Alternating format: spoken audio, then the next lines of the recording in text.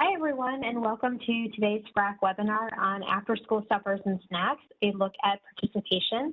My name is Clarissa Hayes, and I'm a Senior Policy Analyst at FRAC, and I will be moderating today's webinar. We expect this webinar to run around 30 minutes, but if you do have to hop off, we will make sure that everybody gets the slides and the recording after today's event. So today's conversation will highlight findings from FRAC's new report, which was just released on Tuesday, called After-School Suppers, a Snapshot of Participation. I'm going to cover some of the top-level findings from the report, as well as ways to use the information and tools to do so. So this report does look at participation in October 2020, so it provides an important snapshot of how the program was meeting the need at the height of the pandemic. And we really hope that this is a useful tool for your advocacy efforts around expanding access to after-school suppers and snacks. So at the end of the webinar, I will wrap up with some resources and ways to use this report, as well as some communications tools that FRAC has created to help you do so. But if you have any questions at all as we go through, please don't hesitate to use the Q&A feature on the bottom right of your screen. All right, so just some background on this report, and you can find this on our website, frac.org. This is an annual report that we do, along with other reports that you may be familiar with, including our school breakfast and our summer food report. This was first released in March 2018, and since then we have released it every October annually.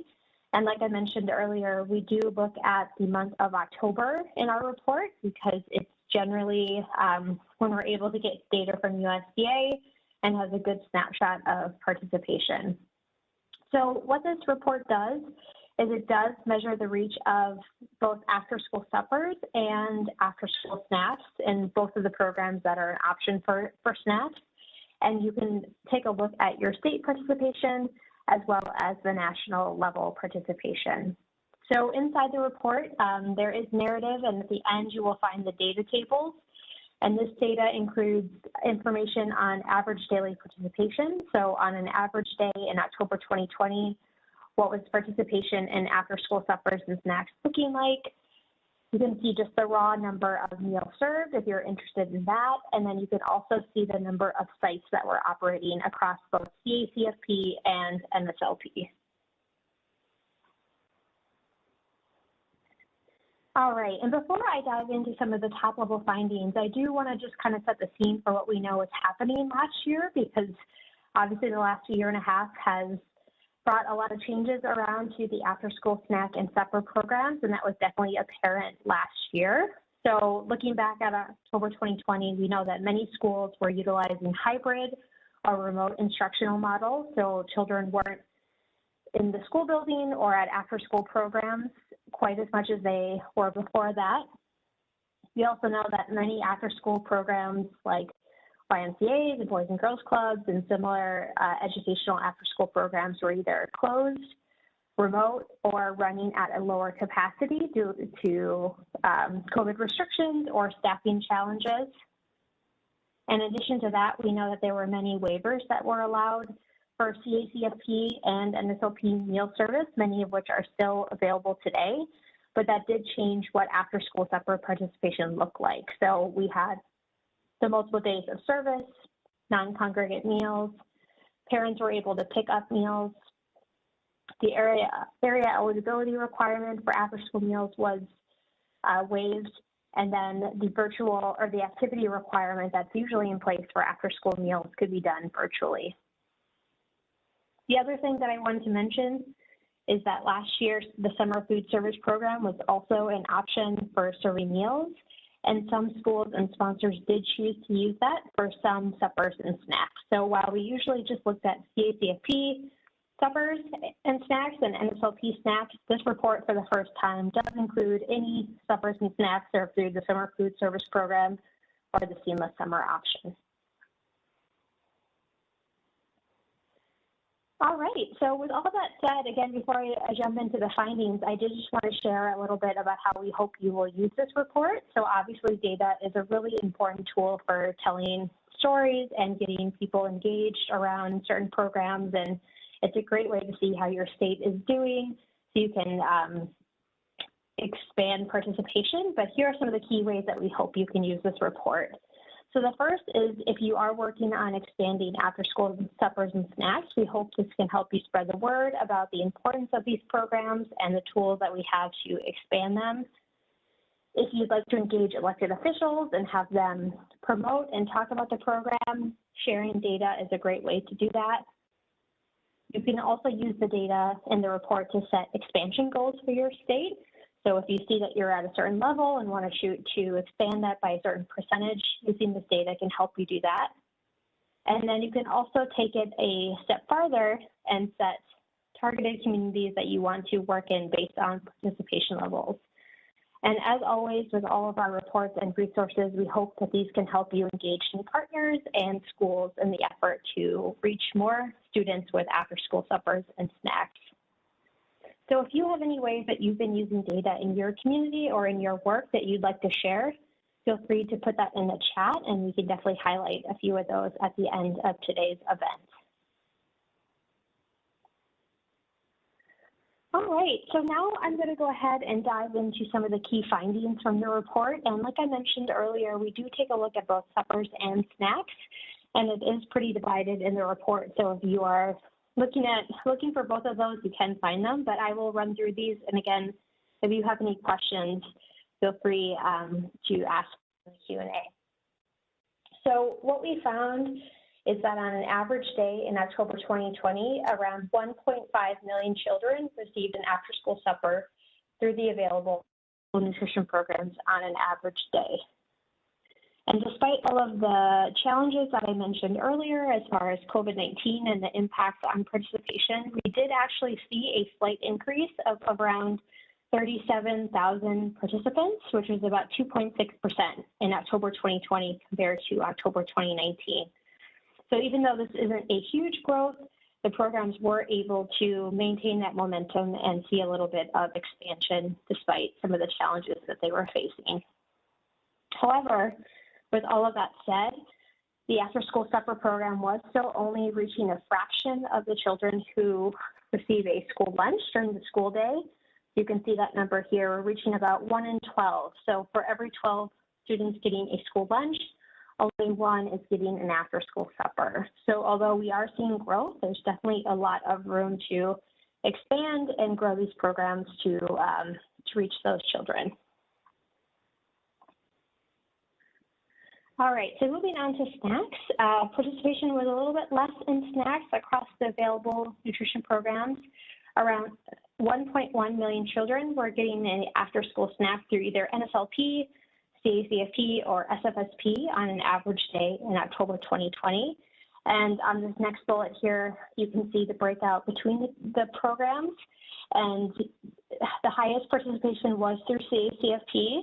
And then the next option was NSLP, and you can see that only 62,000 children were reached through summer food service programs. So although it was an option, it was definitely underutilized when compared to the other two programs. So what we did see overall is that after-school snack participation did decrease by 25%. And NSLP participation dropped by the largest percent, which was 73%. And the reason we believe this is because many schools actually stopped using NSLP for both their school meals and after-school meal service. And they switched to either doing summer food or to CACFP. So that was just, you know, with the extent of the waivers and the program options, a lot of schools completely shifted from NSLP. And that's why we saw that drop in the snacks provided through that program. And I'll give everybody a minute to take that all in.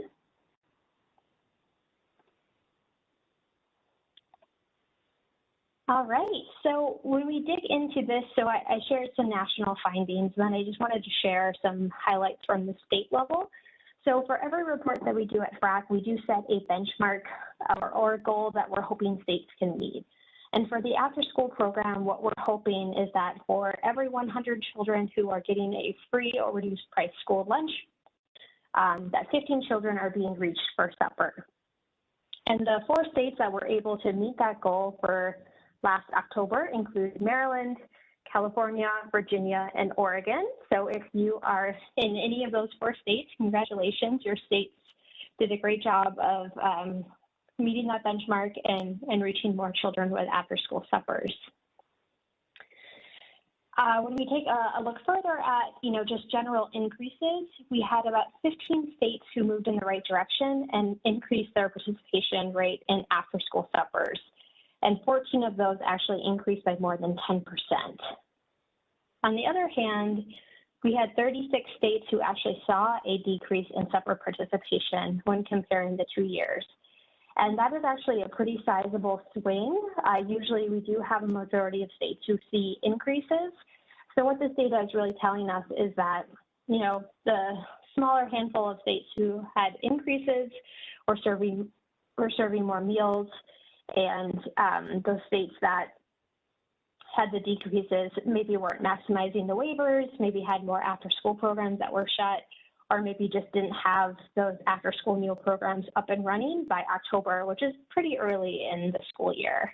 So again, although there was an overall increase on the national level, we know that there's a lot of opportunity on the state level to regain any lost ground and make sure the programs can reach all of those that need them. All right, so moving forward, another measure that we look at in the report is using that benchmark of 15 to 100 and then seeing how many additional children would be reached if states met that goal and how much additional reimbursement would be drawn down on the federal level. So we know that if every state had served supper to 15 children for every 100 low-income children who participate in school lunch, then over 1 million additional children would have received a nutritious meal after school. We also know that $77.4 million in federal funding would have supported after-school suppers in that month alone. So again, there's a lot of missed opportunity when states aren't meeting that benchmark that we know is achievable in every state. So there are 3 states that lost out on more than $5 million in federal reimbursements alone in that month and failed to serve the most children. So the 3 states that have the most ground to make up include New York, Georgia, and Ohio. And I'll give everybody a minute just to read that.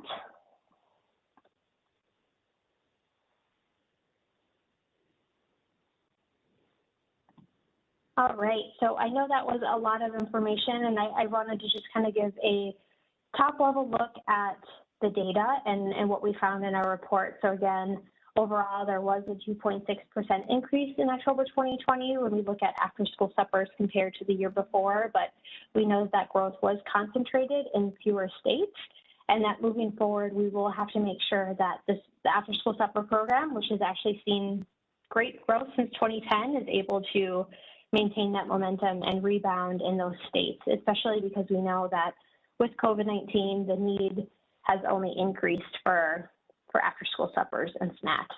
So inside the report, in addition to taking a look at the data, we also provide information on how to expand the programs and some of the best practices that we think could really move the needle on participation. And the first one that we highlight in our report are opportunities through the Child Nutrition Reauthorization. So if you are unfamiliar with CNR, this is a process that usually happens every 5 years, although it has not happened since 2010.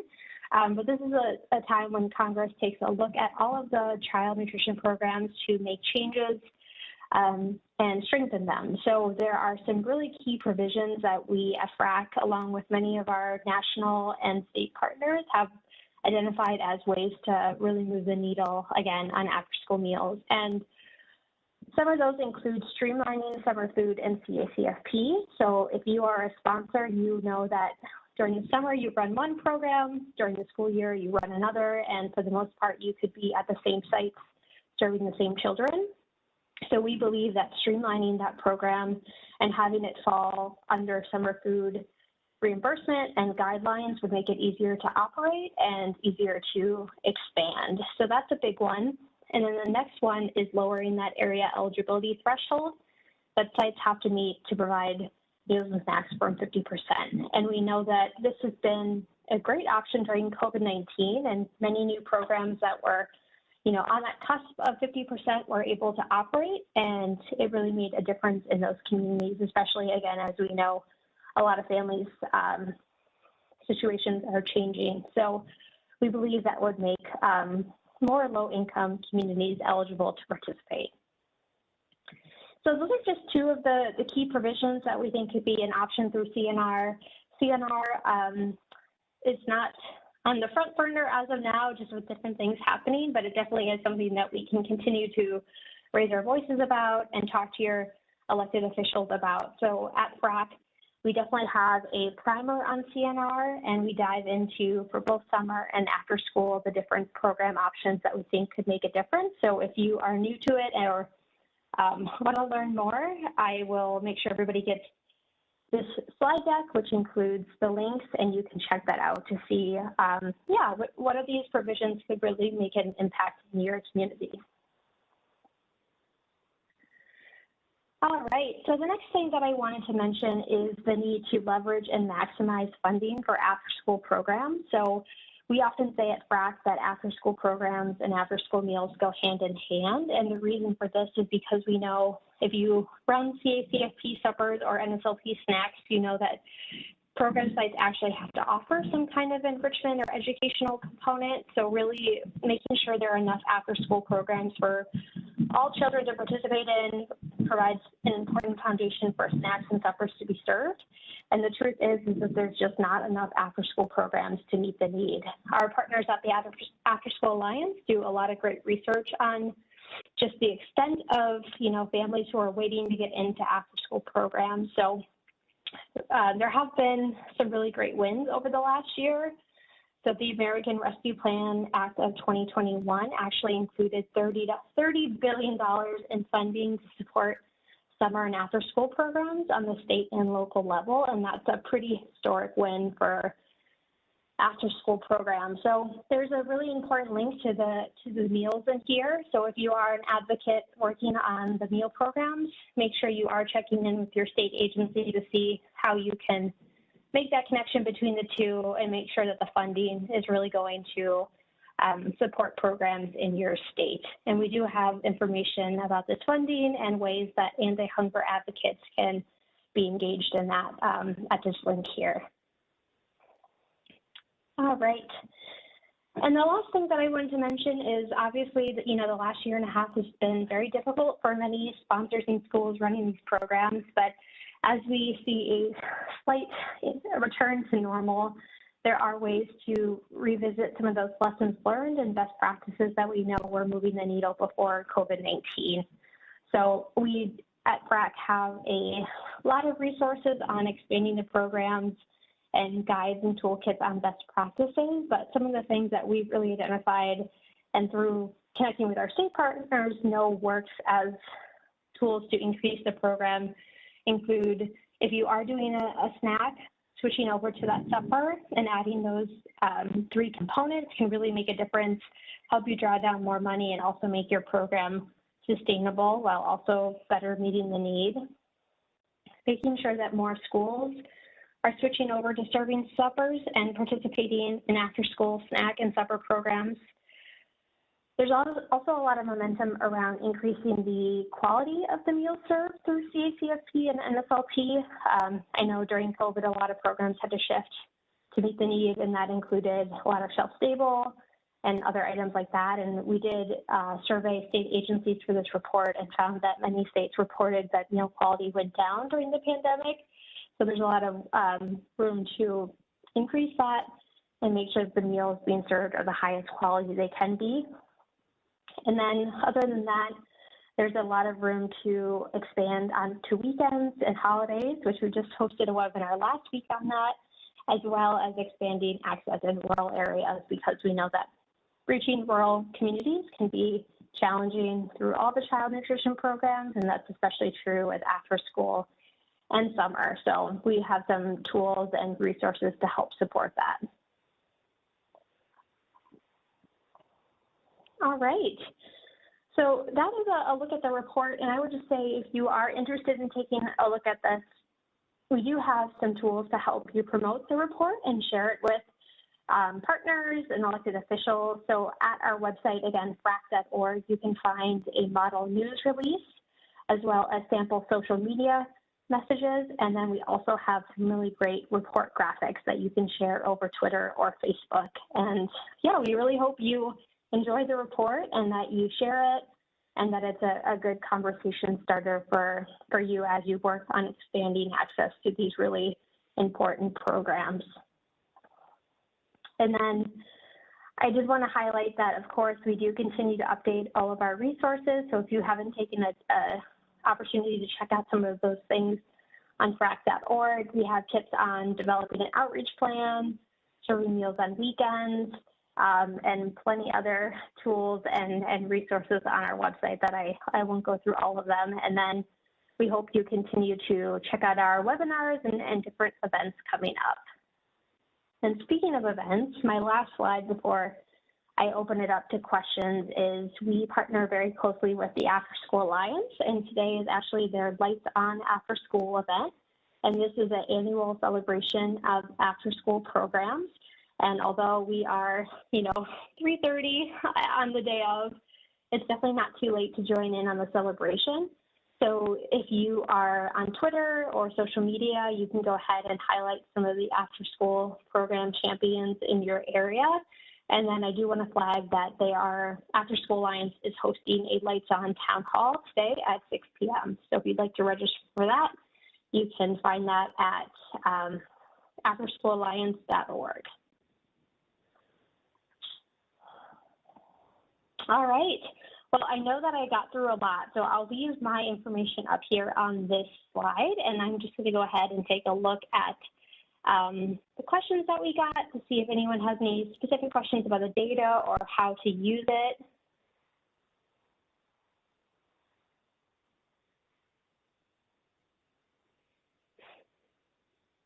All right, so someone shared that in our area, most of the schools in October were virtual and after-school programs did not operate. Moreover, we found that increased supports available through PBT and SNAP provided so much support that families did not find the need to participate in an after-school supper. So that's a great point.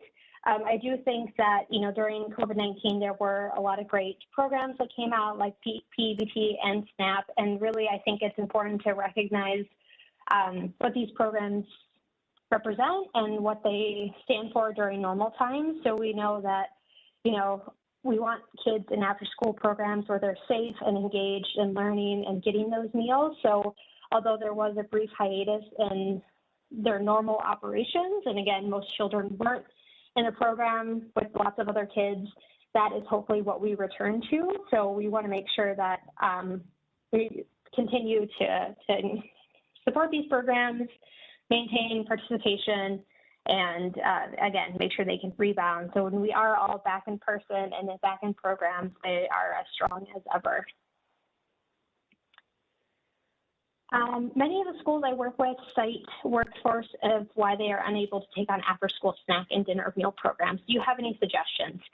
Yes, that's a great question. We do hear a lot that after-school meals and suppers can be hard because of staffing concerns. And if a school is new to after-school suppers and snacks, what we have found as a best practice is to start out small. So maybe not, maybe not do the full supper right away. Maybe start by prepping a snack during the same hours that lunch is being served. And really, when you think about it, a snack is a pretty simple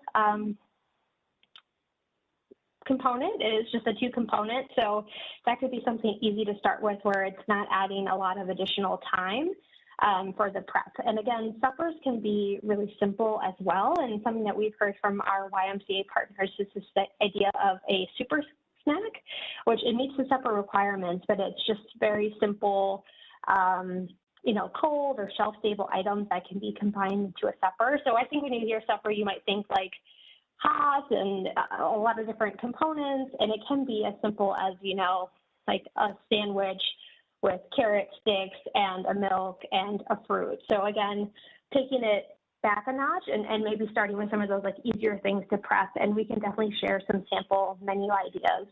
And then lastly, what we've seen when it comes to staffing that has been effective is to use the program staff in the school. So if there is a Boys and Girls Club or some kind of after-school program, having it so they come to the cafeteria and pick up those meals, bring it back to their program, and they serve it. So you're not bringing everybody to the cafeteria and increasing, staffing costs or commitments. You are just really relying on those after-school programs to take ownership of the program.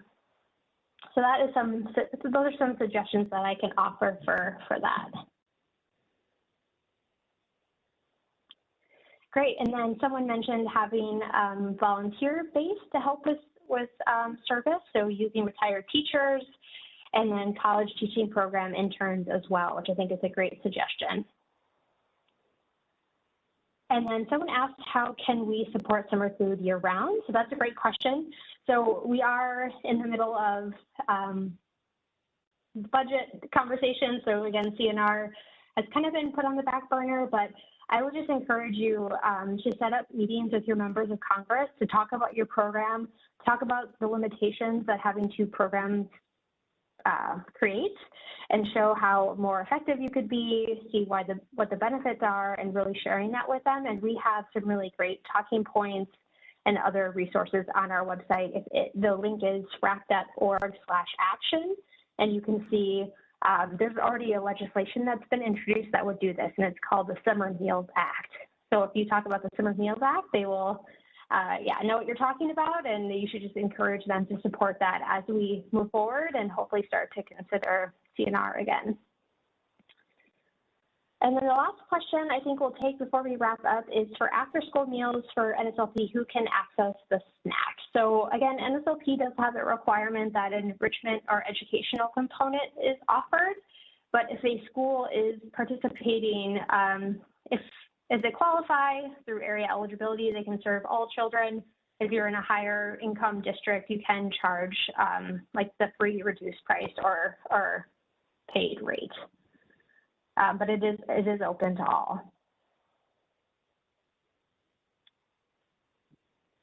Great, and I'm just making sure I didn't miss any other questions.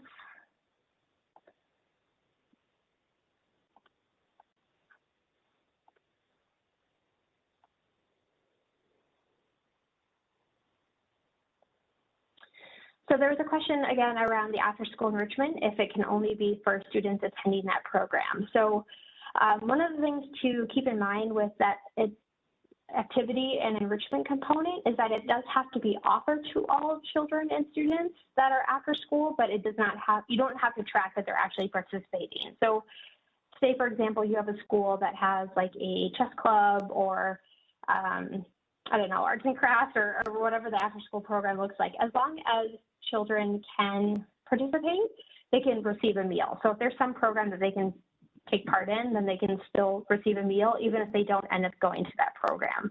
So there is a little bit of flexibility. You don't have to have them come to the door, do the activity, and then cross out their name. There is a little bit of flexibility. And then are students allowed to take home suppers if it's an after-school virtual program? So right now, depending on what your state agency tells you, so we do still have a lot of the CACFP waivers, including the non-congregate and the take-home, but that is in somewhat of a limited capacity. It's not like it was last year where a lot of schools were out of session. So if your school is in session and things are pretty normal, then your state agency likely would not allow you to use those non-congregate waivers.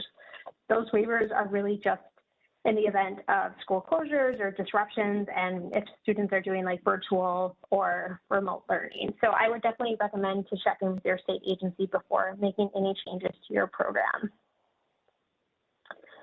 And then the last question is, are there any timing requirements for the snack or supper component? So the great thing about these, if you're doing a supper and a snack, is that you can actually choose to serve a supper right after the school bell rings and then snack later on in the program. So depending on how long your program is, you should be able to serve both. But again, that would be something to check in with your state agency about. But you don't have to serve a snack first and then a supper later. You do have a little bit of flexibility in what you can offer. All right. Great. Well, I think I got through all the questions. I just want to, again, thank you all for joining in. I hope you find the report useful. And if you have any questions about your state data or would like to talk it through, I'm definitely here as a resource. My information is here. Again, my name is Clarissa Hayes, and my email address is chayes@frac.org. And I definitely encourage you to stay in touch as you think about how to expand these programs in your area. And I hope you can join us for our next webinar. So thank you so much and have a great one.